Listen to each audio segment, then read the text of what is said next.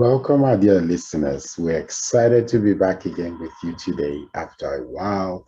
We know it's been a couple of weeks since we released the first video in the series of happiness. We're so happy to be back. We apologize for the delay. I know some of you have reached out to me, asking when part two of happiness will be out. I'm happy that I'm back again. And I apologize for taking a little while just because of some other commitments. I'm happy to also announce to my listeners that I was going through, an exams to become an associate professional coach, which I did. That's just another ladder again to add to my feather, and also for me to continue working on some of those things that is most valuable to people I serve, and also continue providing these videos. Hopefully, it's of value to most of our listeners or all of our listeners. I'll put it that way. Today, we will be focusing on simple tips to be happy. I mean, it's simple, but sometimes it doesn't sound that simple. Stay tuned, and we'll be right back.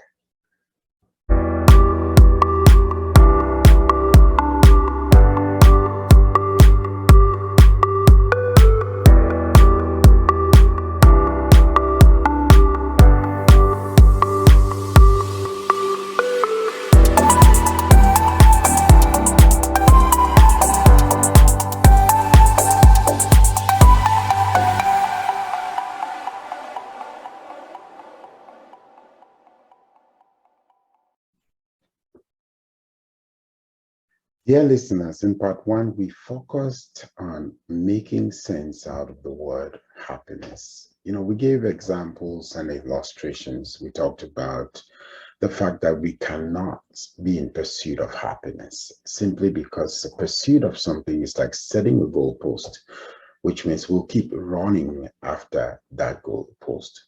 We also started by setting a foundation that we could establish for us to be happy. Now, remember that happiness is a feeling. Scientifically, what happens is when a positive event happens to us or for us, our brain secretes a hormone which is called a happy hormone known as dopamine or serotonin. These hormones do change our mood. And so when our brain secretes that hormone due to an event, due to something that happens around us, it changes our mood, and we naturally will feel happy or will definitely be spreading some positive energy around us. But the opposite also happens. When a sad event happens to us or for us, our brain secretes an unhappy hormone. And that unhappy hormone is what is known in scientific terms as, melatonin. And we automatically feel sad, moody, we spread negative energy, and everybody around us could easily feel that, we're unhappy. So these are two sides of a scientific term that actually, happens within us, which can be able to trigger a couple of things that happen to us externally. Now, understanding this, we want to establish how we could enable our brain, you know, most often to secrete a happy hormone. These are scientific jargons, dopamine, serotonin, melatonin. These are scientific terms, and these are just jargons. And I really want to break this down, for a common man to really understand. It's just that, our systems are triggered by a couple of things. You do exercises, it triggers something which helps you to feel relaxed, helps you to feel less stressful. When something happens around us, some really sad event happens, the brain actually responds. In response to that, will trigger certain things within our system. And those things would affect the way we feel. And like happiness being a feeling, it's always triggered by something. So it could just generally be just one of those days. You wake up from bed and it's just, you're thinking about a couple of things which are not the best. Your brain starts triggering or starts secreting some of those hormones that makes you, unhappy. I just wanted to bring that back just so that we can understand where, some of these things happen. And all we realize is it's a feeling, right? It becomes a feeling, but there's some source. There's a source of actually of that feeling. Now, as a performance consultant and, a strategy coach, some of my clients will ask me is, how can I be happy? It's a really, really heavily loaded question. How can I be happy? I just want to be happy. That's what most people will say. I just want to be happy. And my question for them is, what is happiness to you? And I'm asking you, the listener, the same question. What is happiness to you? What happiness to one person could be, having a husband, having a wife. It could be having lots of money to others, but for others, it could mean, good health. And to some people, it's as basic as, having food, shelter, water to drink. So happiness could mean different things for different people. To be very honest, all these are ideals, right? And ideals do not really make us happy. In our minds, we could imagine that, okay, if I just have a lot of money, I will be happy. And we all know stories that, people, very rich people that are the most unhappy. And so, it's good to set ideals because ideals actually, they enable us achieve some goals. They enable us meet some milestones in our lives. They enable some structure within our own personal lives. But if we use those ideals as a premise to be happy, then we will get disappointed almost all of the time unhappy.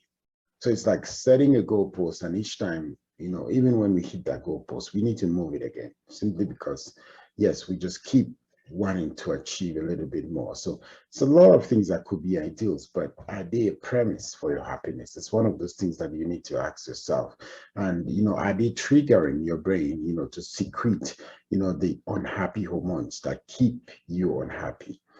One of the things I will always say to my clients is don't measure yourself to your ideal, which means if you wanted to achieve something and you set that goal, don't measure yourself by that goal. Simple. Measure yourself by how far you've come. It's as simple as that, but it doesn't sound that simple, right? Where were you before? Even the time you set that goal, and where are you right now? You might have not even attained, half of that goal, but how far have you come, right? It's one of those things which one of my mentors that I read his books and I look forward to him, Dan Sullivan, calls the gap and gain. Two different things, which means you could definitely put yourself in a position of gain, or you can put yourself in a position of a gap, which means all you look at is, okay, I had set myself to achieve this, but I didn't achieve that. And so you make it constantly makes you unhappy. A couple of things I want to bring forward, and I just want to use some words which are very simple words, or what we know very well. I would just use three of them as examples, and that could help trigger or fuel our happiness. And one of them is gratitude, the other is fulfillment, and the third one is contentment. I repeat that: gratitude, fulfillment, and contentment. Just take a look around you. People that have embraced and internalized these three words mostly have a happy outlook. Your job might be crappy, your boss might be nagging, there might be so many things you don't like about the job you go to, but what are you grateful for? Maybe because you have a job, maybe because you can pay your bills, maybe because you have the ability to apply for new jobs, or just maybe because you're still employable and you can get another job, rather than focusing on the issues of the job and being unhappy, waking up from bed and almost, not wanting to go to work and complaining. What do? You focus on the good sides, on, what you have, at hand. Before you got married, you wanted a perfect partner, perfect in the word, and perfect partner. I say that in quotes, which means there's some things you've built on your list, which is just your list, and this is what I want for a man, for a woman. And unfortunately, married one that fell short of almost everything he wanted. Interesting, right? What do you focus on? You know, do you focus on all of the issues that have gone wrong or some of the mistakes that you made or that your partner is making? Or do you focus on a couple of good things that could make your marriage look better? What outlook do you have of that man? What are some of those things that you could pick out and that you're grateful for in that relationship? And fulfillment does not come from anybody, right? Fulfillment comes from within. Fulfillment mostly comes from the things we do, which means sometimes help somebody, give somebody some change. Meet a beggar on the road, give them some money, buy somebody food, visit people in the hospital that you don't even know.